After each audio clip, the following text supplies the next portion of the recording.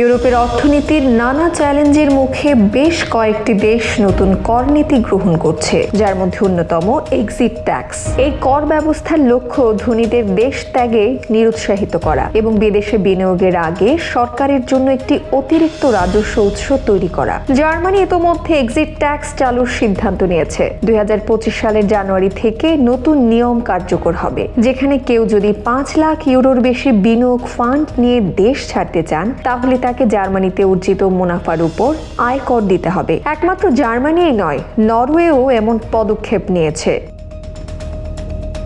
2024 সালের শুরুর দিকে দেশটি নতুন এক্সিট ট্যাক্স চালু করে, যেখানে দেশের বাইরে স্থায়ী হলে ধনীদের লভ্যাংশের উপর কর দিতে হবে। ইউরোপের অন্যান্য দেশও একই পথে হাঁটার চেষ্টা করছে। ফ্রান্সও কঠোর এক্সিট ট্যাক্স চালুর উদ্যোগ নিয়েছিল, তবে দেশটির পার্লামেন্টে তা পাশ হয়নি। নেদারল্যান্ডসও নতুন এক্সিট ট্যাক্স চালুর সম্ভাব্যতা পরীক্ষা করছে, তবে এই কর ব্যবস্থা বাস্তবে কতটা কার্যকর হবে তা নিয়ে বিশ্লেষকরা সন্দিহান। দ্য ইকোনমিস্টের প্রতিবেদনে বলা হয়েছে, এটি রাজনৈতিকভাবে জনপ্রিয় হলেও আর্থিকভাবে খুব বেশি সফল নাও হতে পারে, কারণ উচ্চ সম্পদ কর আরোপের পর ধনীরা সহজেই বিকল্প খুঁজে নিচ্ছেন।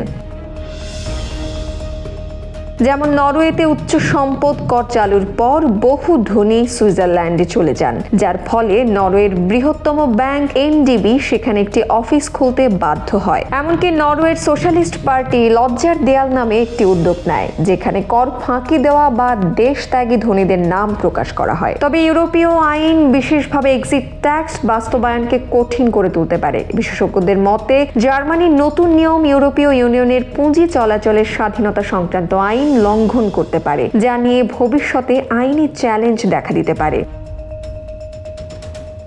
নরওয়ের অর্থ মন্ত্রণালয়ের হিসাব অনুযায়ী সংশোধিত এক্সিট ট্যাক্স 12 বছরে আনুমানিক $12 কোটি রাজস্ব আনতে পারবে, যা 2024 সালে দেশটির মোট রাজস্বের মাত্র 0.04%। এত কম রাজস্ব আদায়ের সম্ভাবনার কারণে বেশ কয়েকটি দেশ এই নীতির প্রয়োজনীয়তা নিয়ে প্রশ্ন তুলেছে। ফিনল্যান্ড ও সুইডেন 2022 সালে এক্সিট ট্যাক্স চালুর পরিকল্পনা করলেও শেষ পর্যন্ত তা বাতিল করে। অন্যদিকে নরওয়েতে বিরোধী দলগুলো এক্সিট ট্যাক্সের বিপক্ষে অবস্থান নিয়েছে এবং সাম্প্রতিক জনমত জরিপে এগিয়ে রয়েছে। ফলে এই কর ব্যবস্থার ভবিষ্যৎ নিয়ে সংশয় থেকেই যাচ্ছে।